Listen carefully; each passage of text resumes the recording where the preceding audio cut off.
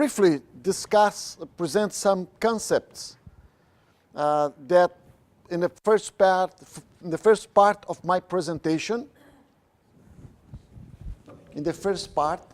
will tell you why. Why should we plant churches in Australia? In the second part, I will give you some very brief strategies in how could we organize a church planting team in order to go to some places or to some different people and reach these people for Jesus Christ. And I usually start by looking these stars, constellations. Oh, sorry. Yeah, these stars, constellation. Many astronomers, when they look at the skies and they see there's many galaxies, and those who are really Christians, many times they come to a conclusion that if there is a God, it's a God that is pleased in expansion. Because it's so vast universe. God pleased to expand. He liked this. And when you come to the Bible and you read from the first page in the book of Genesis, we see that God really wants to expand his kingdom here. He's pleased to expand because he said to the first couple, be fruitful and multiply, fill the earth, subdue it, have dominion over the fish, the sea, over the birds, and so. Later on, after the flood, the same order was repeated to Noah. He said, go out to the ark, you and your wife, and your sons, and your son's wife with you, and be fruitful. And what else?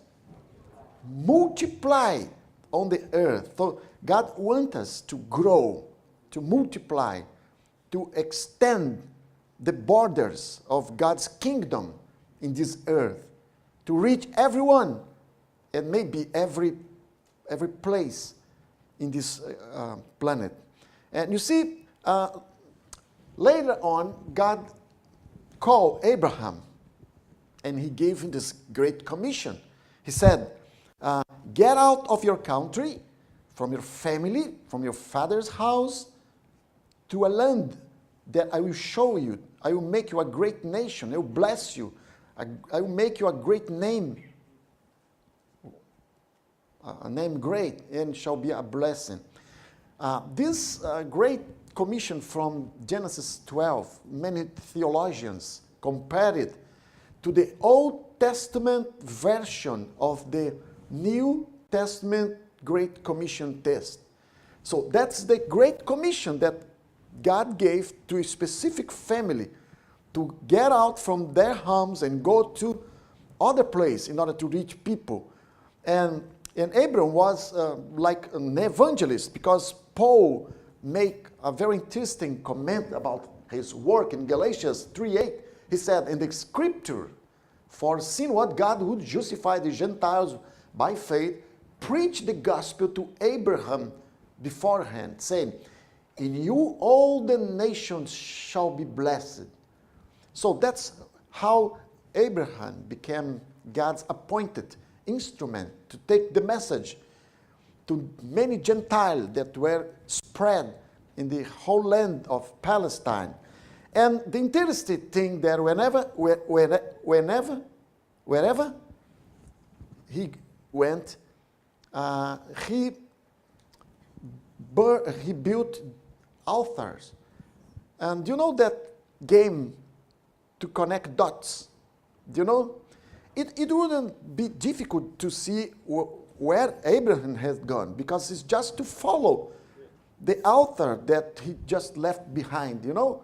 And Ellen G. White said, make a very interesting comment when he said, in the following years, there were those among the Reuben Canaanites who received instruction from Abraham. And whenever one of these came to that altar, he knew who had been before him. And when he had pitched his tent, he repaired the altar and there worshipped the living God. So all the people who came to the right spot where Abraham had been before, they do the same. They rebuilt the altar and they worship the same God. So it's very interesting that Ellen G. White said that this kind of altar was like memorials. I missed the text here. I should have put this text from Ellen G. White here. But he said that he spread these memorials, these kinds of memorials. And you see, these memorials, this altar, was places in which people adore God. It's like a small church. Why? Because in this altar, people usually come to offer gifts, to worship. It was a point of gathering people. Do you know what I'm saying? It's like small churches, memorials that Abraham spread all over the nations. There are one theologian that make this interesting analogy. So in that point, he was spreading some places in where people would gather and worship and offer their gifts to God. In other words, it's like small churches, if you will. And as times goes by, and God is a God that delights in expanding his kingdom, not only reaching people like Abraham did, not only reaching geographical sites, but also going to cities. You see from the wars of expansion that God asked Joshua to do the same principle. When Joshua was very old, after he had conquered many cities, God summarized his work in this text. He said, now Joshua was old, advanced in years, and the Lord said to him, you are old, advanced in years, and there remains very much land yet to be possessed. So he have done a lot, but yet there was much to do. And we see this spirit that is part of the people that remains in our church even today. There are some people that have this passion to go to new places, to reach new people, and to establish the gospel there. And there are others that prefer to stay, I'd say, in home, in the comfort of the home. For example, you can see from this text here, Caleb. Even with 80 years old, the Bible says that he went to some place, the mountains, where there is those giants, the Anak, which has 6 fingers in each hand, and 6 toes in each feet. And this guy with 80 years went to the top of the mountain and he conquered that place. You see, that's the spirit that many pioneers had in his heart. And however, there was another, and even later, when he went to give her his daughter, he challenged the youth people there. If you want to marry my daughter Agza, I only allow to marry her someone who has the same spirit, who go out and get some mountains and conquer some place. I think it would be a very nice rule for the fathers to just choose to marry your daughter someone who has the same spirit, you know. And at the same time, you see the biggest tribe of Israel, the Manasseh. The Manasseh, although it was the biggest, which has the more resources, instead of keep conquering, what did they do? They settled down. You see, they settled down to enjoy the fruits of their victories. So there are many who want to settle down, not just go out and do some kind of adventure and then risk, because it's more difficult to do that. And there is a very interesting quotation from Ellen G. White that apply this history to our days.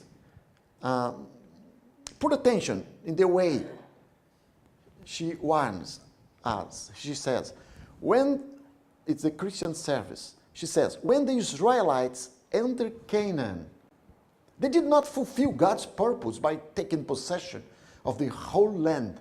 After making a partial conquest, they settled down to enjoy the fruits of their victories in their unbelief of love of ease.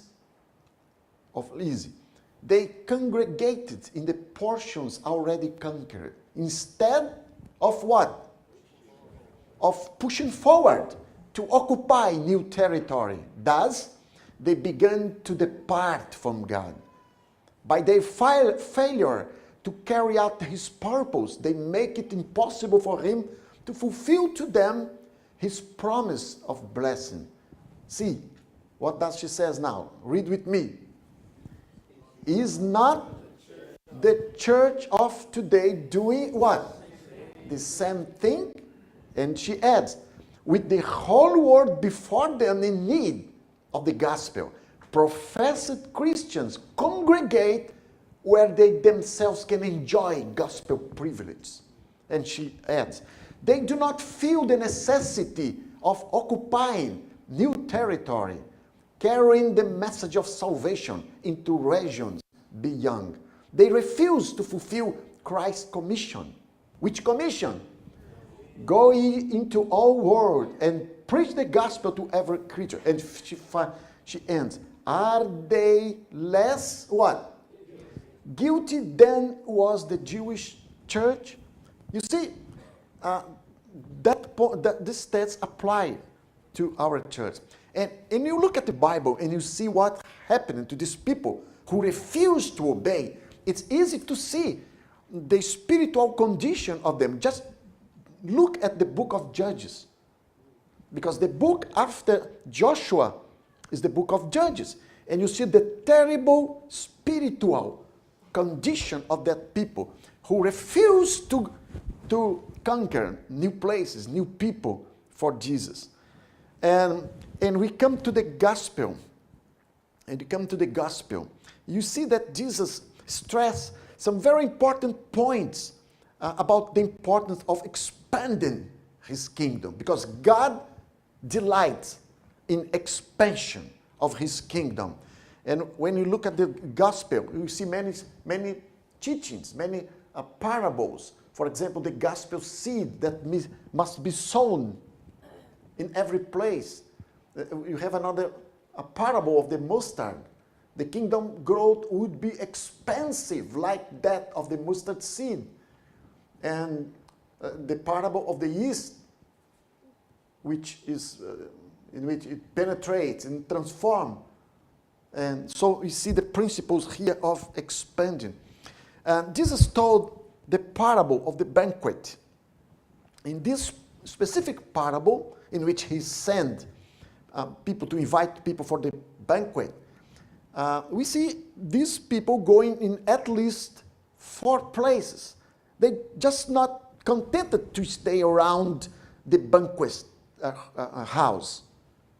They went to the neighbors, but then he went a little bit farther and farther. And they invite. And Jesus mentioned that first they went to the streets, then to the alleys, and then to the roads and country lanes. When I make I compare this text, the commentary, our Adventist Bible commentary. See, do you have access to this Bible commentary? Okay, there is a very interesting comments with the author. They apply the streets to the Israel religious aristocracy. That these people were in which Jesus tried to reach first. But they refused to accept the message. Then the allies, according to the commentators of our Seventh-day Adventist Bible commentary, the allies were the publicans, the sinners, the classes despised and banished by the Jewish aristocracy. Then the roads would be the Samaritans, the Gentiles. You see, the people who were in transitions. And later on, the country lanes would be the non-Jewish regions, the pagans, the people who were far. So, is it interesting that when you compare this parable with the order that Jesus gave in Acts 1:8, it has a very interesting, because the first, he asked them to go to Jerusalem. What would be that Jerusalem? There was people who are culturally similar to them, just where they live, people who are your neighbors, who are very close to your community. That is your Jerusalem, in which you got to go first. But you cannot be contented in just going to the people who are surrounding in your church. The next step, Jesus mentioned your Judea, in which is people that are culturally similar to you, to your church, and geographically close. And then your Samaria, a little bit further, people who are culturally different, but geographically close. And don't forget the ends of the earth, in which you can find people who are culturally different and geographically far. So let me compare here, so you can have this slide you can see. Luke 14, Act 1:8. The streets are like our Jerusalem. The alleys, they are Judea, the roads, Samaria, the country lanes, the ends of the earth. Another point, Jesus wants that our church not only try to reach people who are similar to us and who are close to us, but also to make effort to reach people who are far from us and maybe different for us too. That's how Jesus gave the Great Commission, the Great Commission of Matthew 28. In fact, there are at least 5 texts that made up the Great Commission. The first text is Mark 16:15. Go and preach the gospel. So he stressed the importance of preaching. Then he said in Luke 24, go and witness. Go to Jerusalem, wait for the Holy Spirit and witness to everyone there. So he stressed the importance of witnessing. Then in John 20:21, he stressed the importance of incarnation, to be just like Jesus. When he said, as the Father sent me, so I send you. And in Act 1:8, he delineate this word, the geography in which the Great Commission should take place. And he said, start first in your Jerusalem, then look at your Judea, but don't forget your Samaria, and finally, try to reach the end of the earth. Now, the summary of the Great Commission is the text of Matthew 28, in which he said, go therefore and make disciples of all nations. And he stressed the 4 O. I will give all the authority. You go to all nations and teach them what? All things, and the power of his presence will be with us all the days. That's the Great Commission. That's our commanding order. The only agenda that Jesus gave to his beloved church. So that's not a great suggestion. But many people had made of this a great omission instead of a great commission. A great omission. So when he said, go to all nations, the word in Greek is pantaethne. And pantaethne suggests that it's not all about geography, but about ethnography, ethnicity. You know what I'm saying? It's not just reaching all places, but all kinds of tribes, of people, of nations, of tongues. It's just like what is taking place right here in this room, where we have people representing from many diversity. That's how you should fulfill the Great Commission. And what is church planting? Just church planting is just making disciples and organizing those disciples in communities, because you cannot leave them without organizing them. It's just what Paul did. If you read, for example, in the book of Acts 14, verse 21 to 23, you see that he, after making many disciples, he trained them, he organized them, and then he left. That's what church planting is all about. That's one definition. Church planting is that ministry with, through evangelism and discipleship, establish reproducing kingdom communities of believers in Jesus Christ who are committed to fulfilling biblical purpose under local. Oh man, I'm very hot here. I'm going to remove this jacket because it's, I don't know. So church planting is not the wave of the past. Is the wave of the present. Oh, it's changed. Yeah, this phrase is wrong.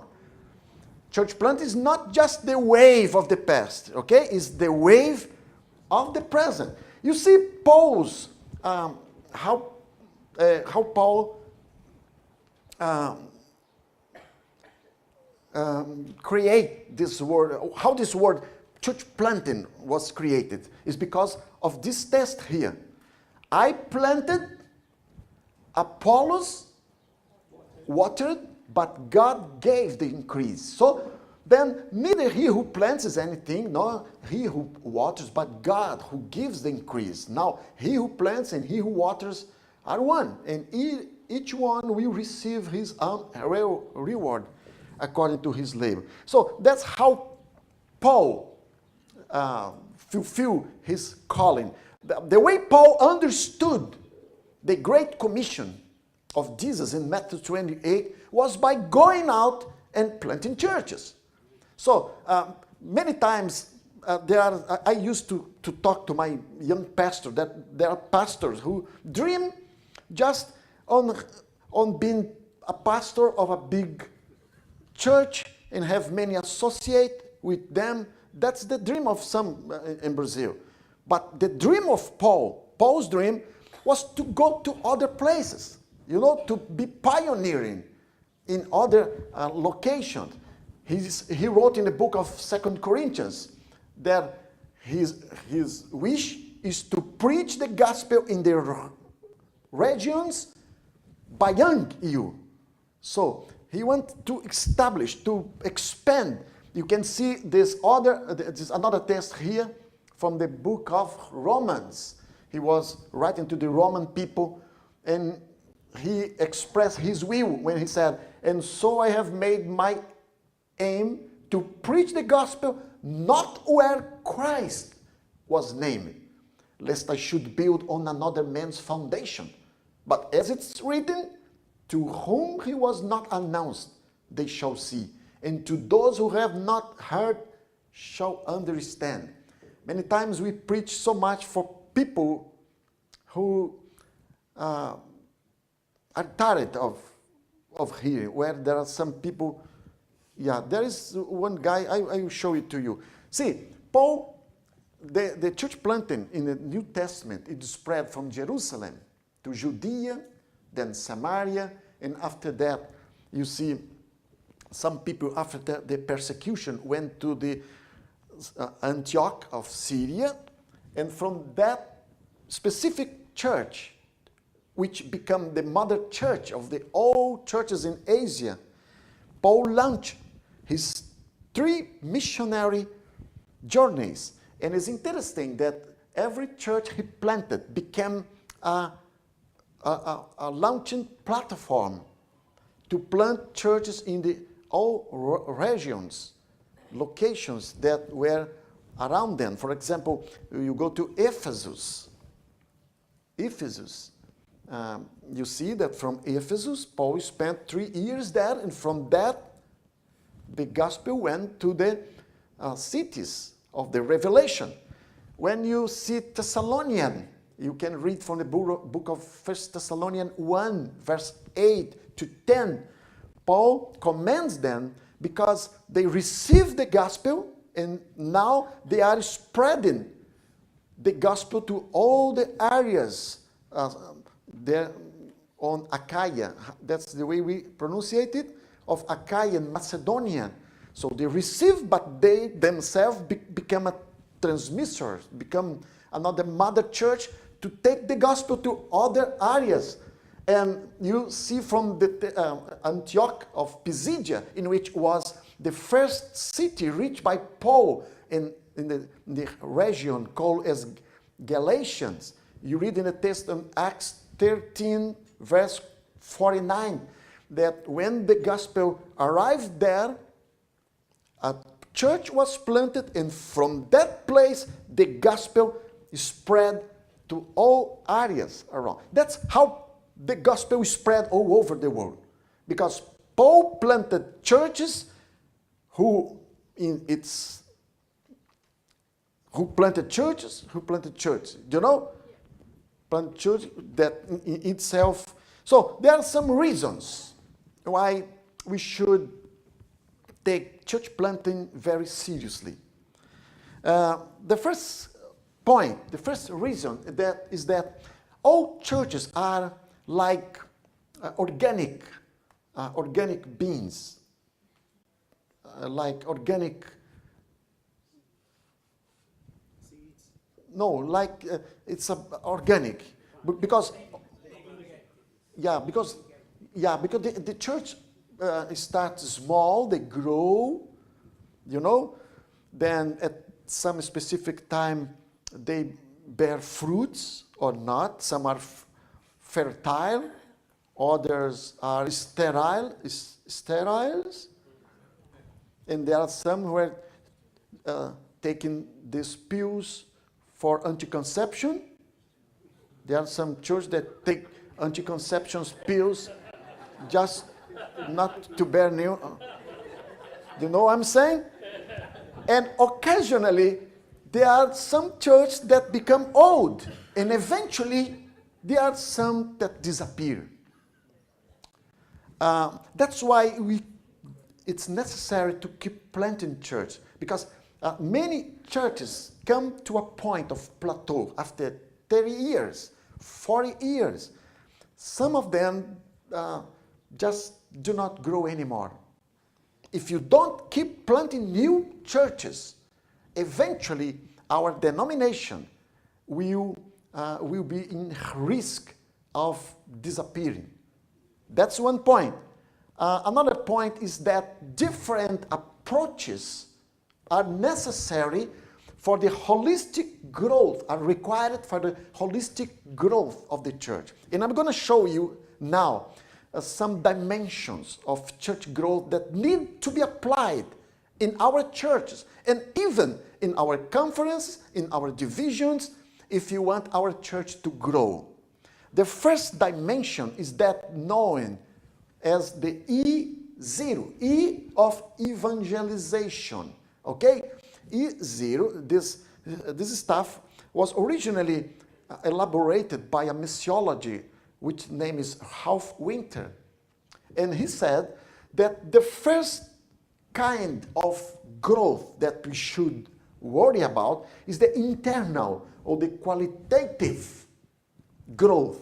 It's when a church receives some kinds of information that help those inactive members to become more committed members. Or like every program that a church runs to just help their members to grow spiritually. It's a kind of qualitative, it's internal.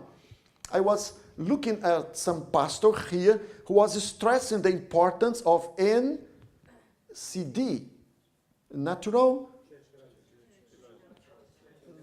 Yeah, that's internal growth.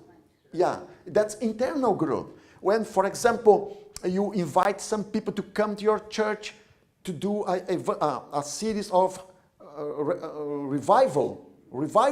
This is internal church. When Pastor Derek invites you to come to this place in order to receive training and inspiration, he's worried because before other kinds of growth, we need to experience the internal growth. It's just what Jesus said. Before you go, you first come, you stay. So that's very important. But there are some churches that only stay in that point. They think that just to give food, spiritual food for their members are enough. But that's not, it's not. So after the members are active, are committed, they understand the what and the why they should go out, then the next step for church growth would be the E1. That is the expansion. First, it was the qualitative growth, but now it needs to experience the quantitative growth. It's when the committed church know their mission and they start witnessing for people who are in their oikos. Do you know this word oikos means? No? Oikos. They are people who are acquainted to you, your parents, your neighbors, your friends, people in which you connect with. Is the people in which God places you to be a witness. So when you start doing that, and when the church start witnessing in the community in which the church is placed, naturally the church should experience a growth, a quantitative growth. The number of its members should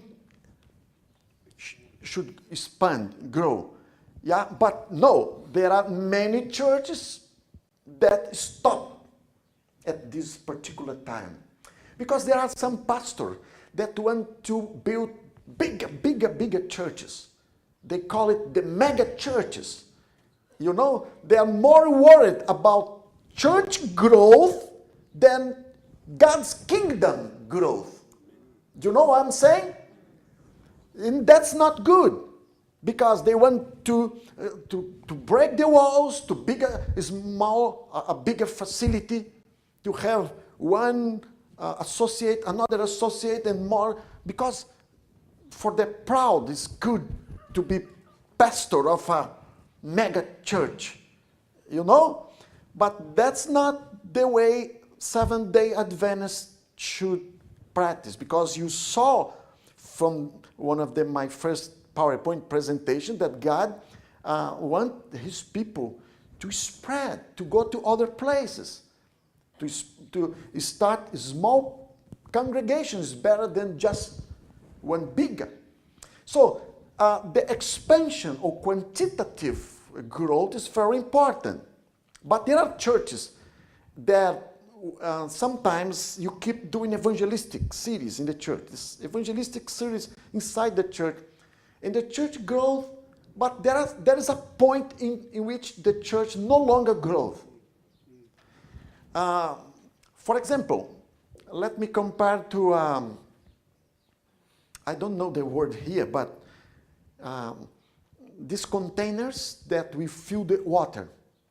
Okay? You fill the water, so, and in the top of the container there is one overflow that you may keep putting water there, but everything will just go out. So there are some churches that there are many evangelistic crusades inside. They are baptizing. In Brazil, we can see that many times. I complain about that for many pastors. Many of them are just doing evangelistic inside their churches. And the churches grow to one point, but they come to a point of stagnation. Stagnation. It's, the church growth expert call this sociological disease. The churches grow. There are no more space. People bring more chairs. So there is a point in which people come and people just go out. You know? So don't stop on just expansion growth, in quantitative growth.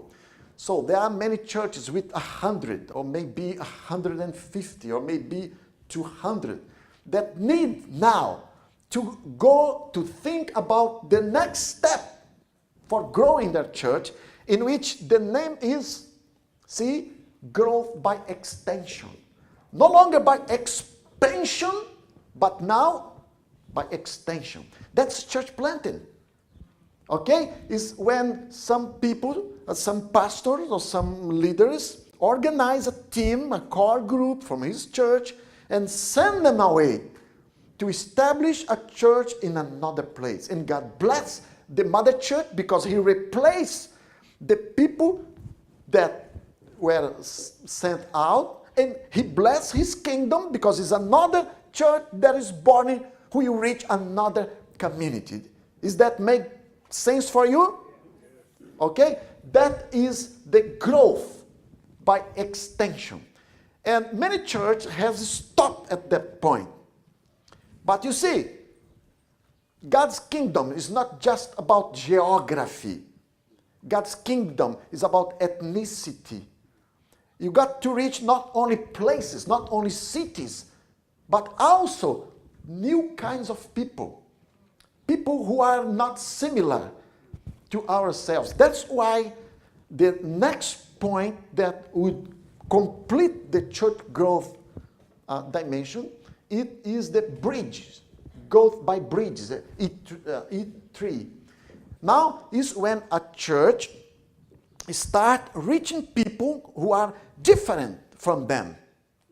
You know, people from other countries or people from other cultures that are in the same area or maybe in other places. Because it's very interesting when we have such a mature church that is worried about not only reaching their community, but also sending people and sending resources to grow God's kingdoms in other places, in other countries as well. So that's why it's important to plant church. Another reason is because new churches grow faster and reach more non-Christians than the older one. It's interesting. There are many studies that demonstrate that the old churches, the new churches tend to reach more people because they are not on the traditions. They are not, how do you say, to the traditions. They have more freedom to do many different things. In Brazil, for example, the old churches need 27 people to bring a new convert. The new churches need 15 members to bring a convert. I don't know the ratios here in Australia, but that is a truth. And by the way, Ellen G. White also stressed the importance, and I have shown some tests. Okay, and he has some very important. I just selected just a few, 2 or 3 texts for you to see, but he writes more about church planting than many other subjects. I can give this PowerPoint to you, sister. It would be better. So Ellen G. White reasons for church planting. The first one is because it's a mandate, in her opinion. She said, new territories are to be worked by men inspired by the Holy Spirit. New churches must be established. New congregations organized. At this time, there should be representative of present truth in every seat. Well, there is one book from Tom Evans. Do you know his book? Okay, there is many quotations from Ellen G. White there. Another quotation, she says, in every city where the truth is proclaimed, churches are to be raised up.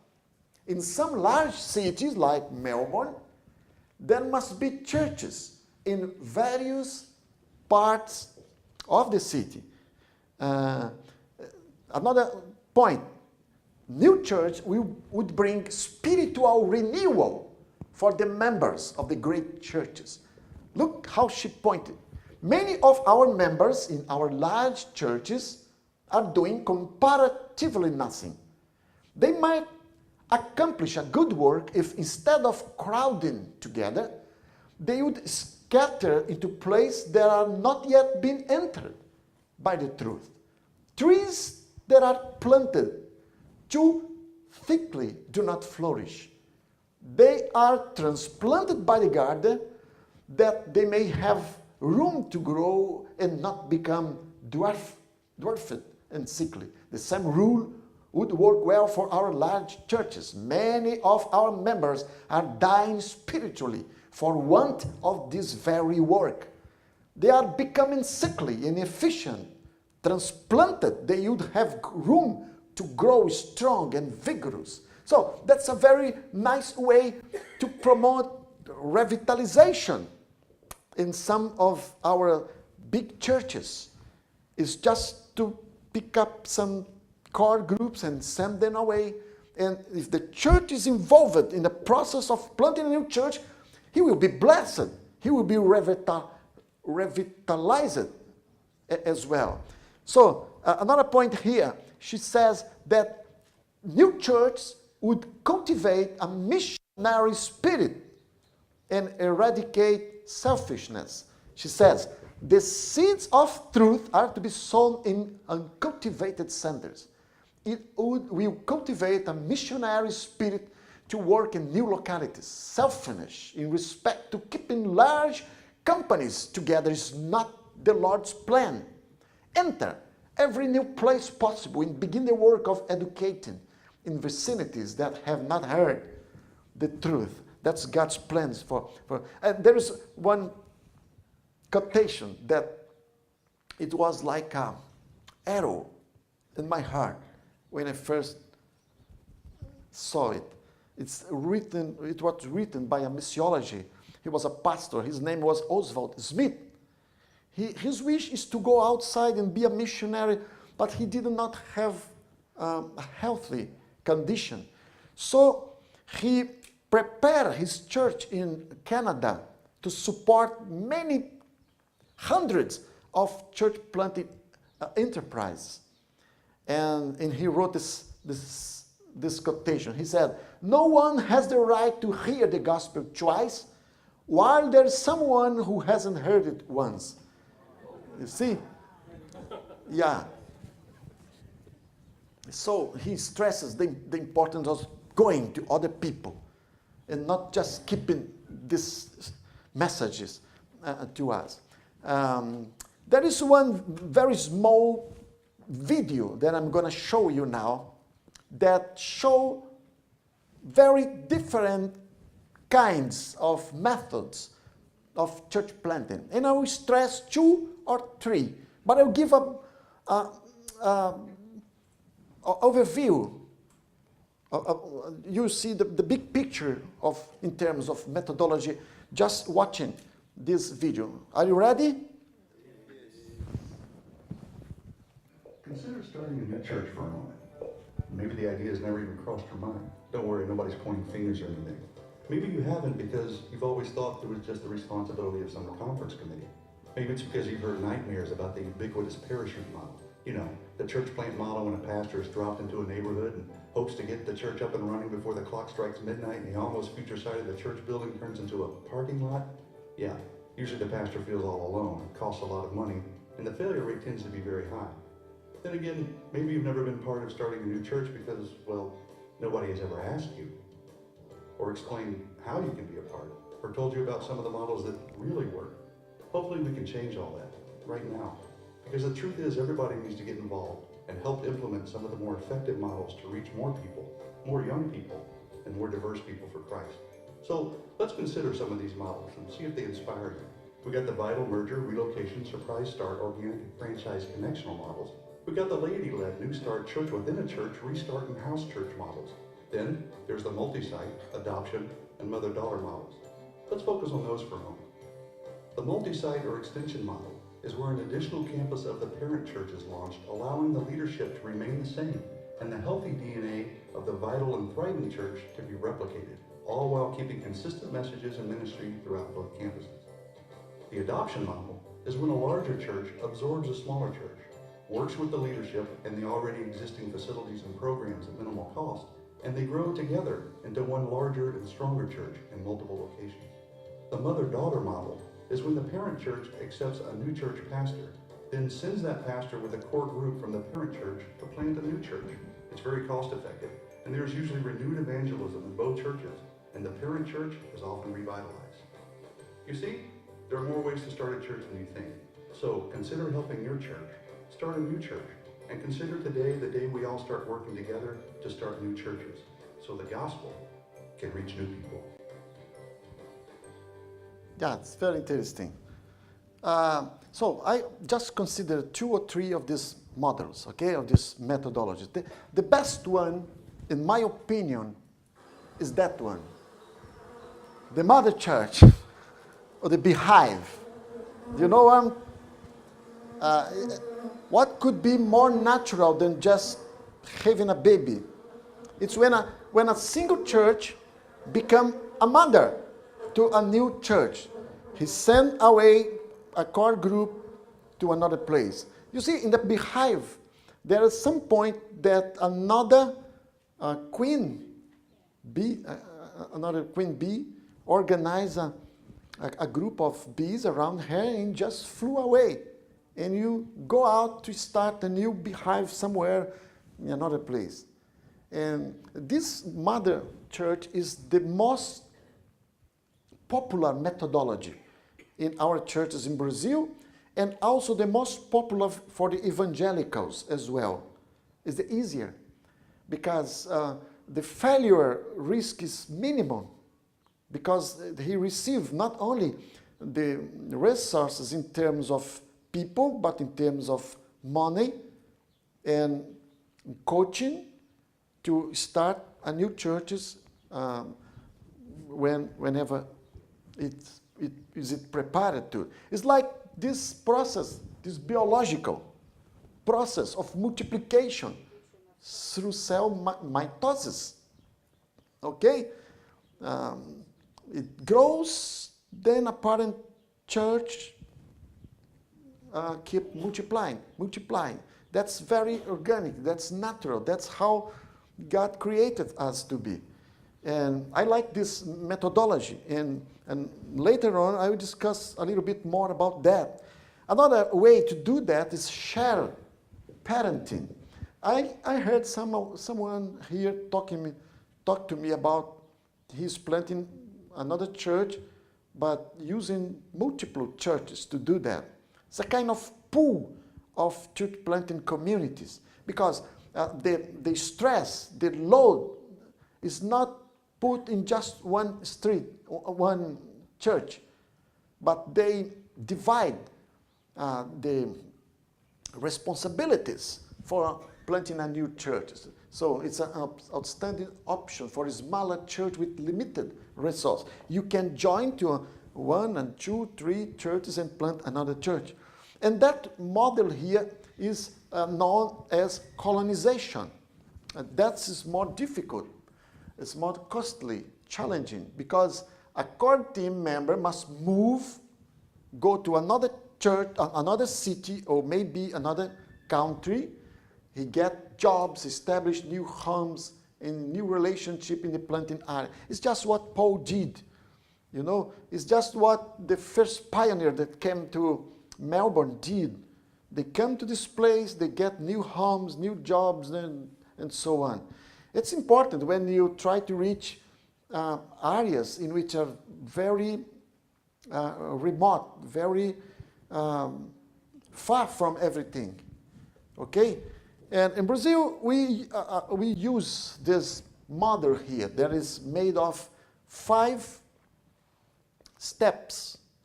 I will very briefly discuss some of the things here. Here you can see the very simple churches. That was just last year when 150 new churches were planted. You can see the core groups, the places, the training, everything related to this growth in Brazil.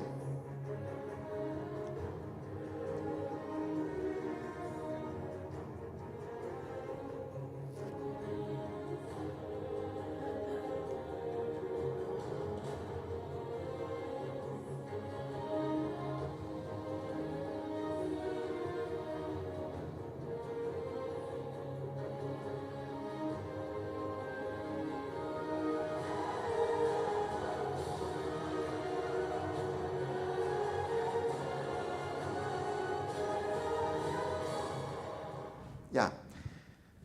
First of all, the first step, we call it the seedbed. Let's compare it to a plantation, okay? A plantation. And the first point is the seedbed. When you prepare the soil to cast the seed. So this preparation is what we call the seedbed. The first point here, of course, is to get the vision. This vision comes many times to a pastor, or that vision may come from God to you, from a local leader. And it's not your vision. It's God's vision for you. And that vision came when we spend time with God in prayer, in studying the Bible, just what happened with Nehemiah. Excuse me, I didn't have time to translate this stuff here. But when Nehemiah prayer and he knew news about what was happening in Jerusalem, then he prayed, he wept, he prayed, and God put in his heart the desire to go back and rebuild. So that's very important. When you see, for example, Moses, when he went up to the mountain and stayed there for 40 days, and he prayed and had communion with God, God gave him his vision to go down and build a sanctuary. So that vision is God's vision when we take time to him in communion. And the next point is to communicate that vision to other peoples. Because many times God gives the vision for you, but nothing happens. Why not?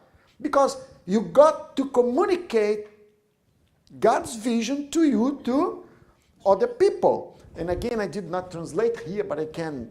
How can you motivate people? How can you create an atmosphere, an environment in which church planting takes place, where you can share books with them, you can preach about them, preach about the Great Commission, or maybe you just share books, articles about church planting with the people in which you want to impress, or maybe invite them to some seminary in which church planting will be discussed, like meetings like that. Just bring those people with you.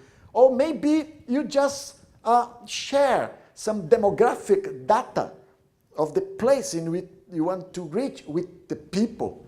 Or maybe just invite people, church planters, successful church planters, to come to your church and tell the stories, to share testimonies about what God has done in their churches.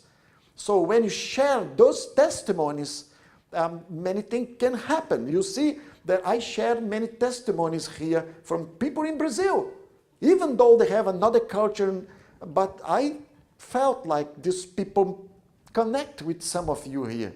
You also can have some very big convocations. You need big meetings, rallies, in which you present the concept, the plan, what God had put in your heart. You share everything with your brothers in your church. The next step is to clarify God's vision in planning. So now you have to sketch some points of the planning for planting a new church. In my book, I put in the index an example of the points that could be covered by a sheet in planning that like that you need to do. So clarify this planning. I'm going to speak about that later. You can review some of the many different models, but one specific point is to determine what are the focus group in which you want to reach. You see, it's biblical. Paul, for example, want to reach the Gentiles, while Peter was sent by God to reach the Jews. So many times you got to focus on one specific community or maybe a specific group. So will you focus on church, lost people? Will you focus on people like or unlike yourself? Will you reach receptive people? Will you focus on needy people? So that's important to do an environmental scan, to do research, to go to the government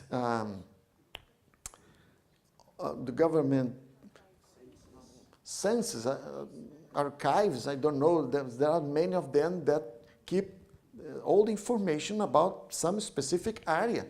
And you just go there and pick up everything you need. It's very biblical, the concept of doing an environmental scan. If you look at the Bible, you see Nehemiah conducting a research, inspecting the walls before he started, before he challenged his core groups in which he wanted to help him. You can see the same investigative approach required by Moses in Deuteronomy 13 and 14. You see, for example, in Number, the stories of the spies. And they asked them to bring all the information about the people, about the land, about the strength of the cities, the weakness of the cities. So that's very important to do that. You can see Paul, after reaching the city of Athens, he's going to walk and observing and looking and see the way people behave. It's very important to do that. And as you do that, you discover many interesting things about the environment, like the social trends, the technological trends, the economical trends, the philosophical, the religious trends. What kind of churches are growing here? Why are they growing? What kind of people live here? What are their needs? So it's very important because in your approach, you can use some kinds of messages that is very tailored to their specific needs, okay? And many methodology, and even the advertisement can be tailored to these specific people. And then before, I'm talking about just the planning process. And it's important also to have an idea what kind of disciple-making process you are going to use in this place. Many people ask, what is that discipleship is all about? You can see a continuum line here. There is a guy, his name is James Engel. He concept this receptivity line in which people from the left side are in a hostile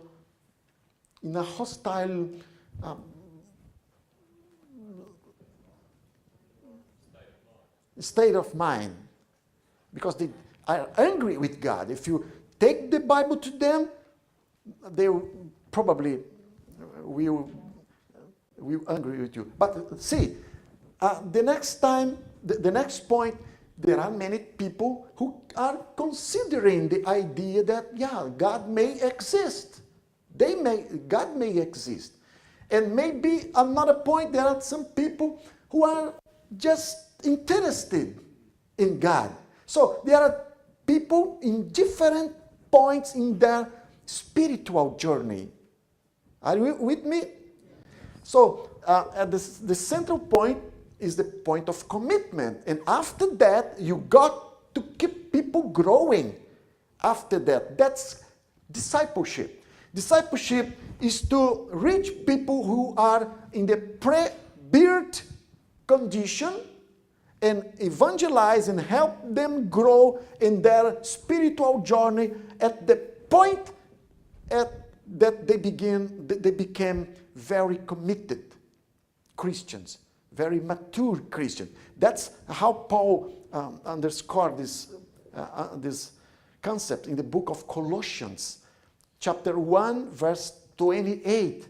He said that he want to preach and teach and help people so they become perfect people. In other words, the word perfect means mature people. That's what discipleship is. So how your church will get people who are in that point or in that point or in that point and help them grow? So, of course, you need to identify the characteristics, the marks of a disciple. Because if the Bible says that your church should be disciple maker, what is disciples like? What is to be a disciple? So if you look at least some tests from the book, you see that according to Jesus, disciple is someone who is tough enough to resist persecution. So he's very committed people. That's text of Matthew 10. Or he's faithful. He put Jesus as the first in his life. Okay? Or maybe he's someone who obeys the Bible. He is obedient. And another test, Jesus said that disciple is someone who loves people. And the other point, the last one, John 15, disciple is some member of a church who produce fruits.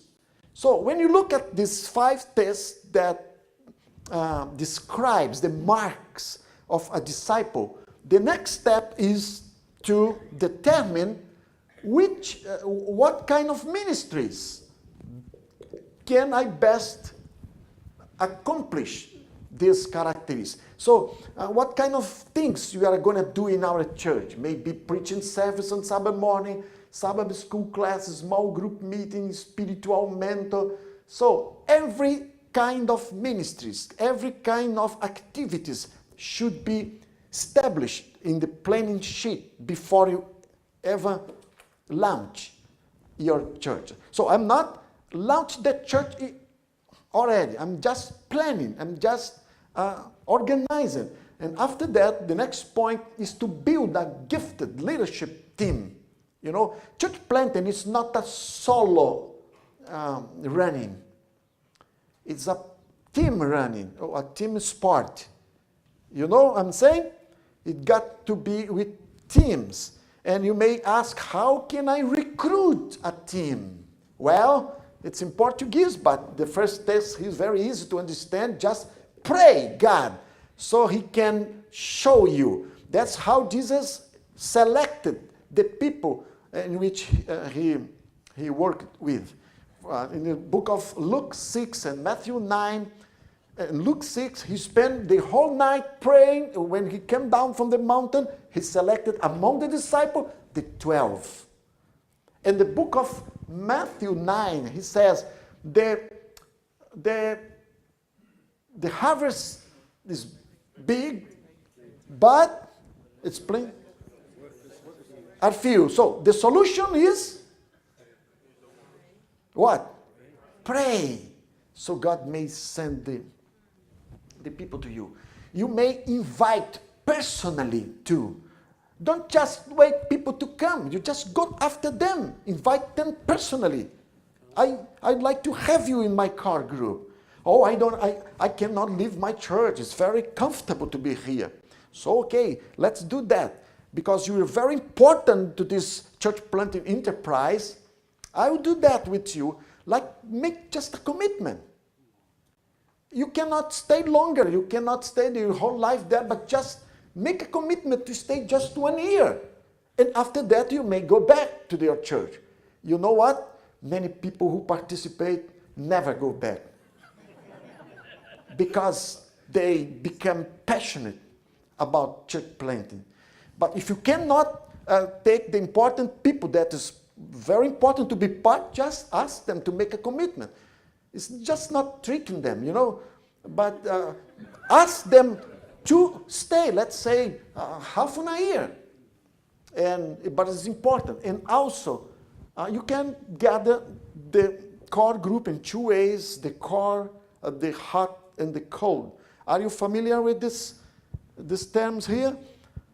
Yep or not? A hot start, the evangelical called it cold, but I call it hot. Because a hot, when someone goes to one place with a small core group, and there they start working in the vicinity. They start giving Bible studies or doing some community events, and from the harvest, they reach more members for the core group. You know, that's the hottest. When you go there and as a small group or as a core group or whatever name you give to it, and you dig in the same community, you look for people there, and you work there for more committed people. Another way is the cold. The evangelical call it hot, but I prefer cold. It's okay. It's when you bring people from the mother church to become the core group of your new church. Okay? You may bring, let's say, usually in Brazil, we have a rule to get 15%, because we have seen that 15% will not harm the mother church. Let's say if you have 200 members, 15% would be like 30 people. It's not too many people for a church like that. He can recover, you know. But 15% would be a very interesting ratio that you could think about that. And the next step would be to train these selected lay people, even before the launching of the church, because I'm just speaking of the first phase, in which is seed bed. Okay, you got to train. This training is named as like what do you call? Yeah, the pregnant, but the process of growing, the baby growing. Women.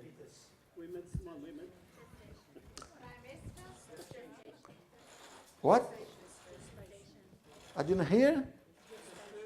Gestation. You see, many animals take time to just born. The whale, the giraffe, the horse, and even the human. I don't think that's correct, 280 days, but 9 months of pregnancy. And the church needs to go through a process of pregnancy. I mean, of gestation of the core group before launch the church publicly. Before going out publicly, it need to gestate particularly, privately. And during that time, all kinds of training must be shared with the core group. We use one curriculum in some lessons that we use to train our core group in order to get them ready for church planting. And I have it in English, and I can give it to you too. I gave it to Johnny. I can give it to you if you will. And you can, even though, mobilize the core group, even before the launching of the new church. So you need to make the core group grow to reach what we call the critical mass. Do you know what critical mass is? It's a condition, it's a numerical size that is sufficient to sustain its build. Because if you plant a church with a core group very small, it doesn't have enough people to maintain the birth of the church. So it's better to stay in a home or in a neutral place before you reach this critical mass. And so to increase the critical mass, you can do two things. The number one is evangelizing unbelievers in the community. And you need to strike while the iron is still hot. So to do that, you got to have at least two kinds of strategy. The first one is a strategy for individual evangelism. Every member of the core group, well, let's do that, because before this point is very important. I will give a break here, you go and you return, okay?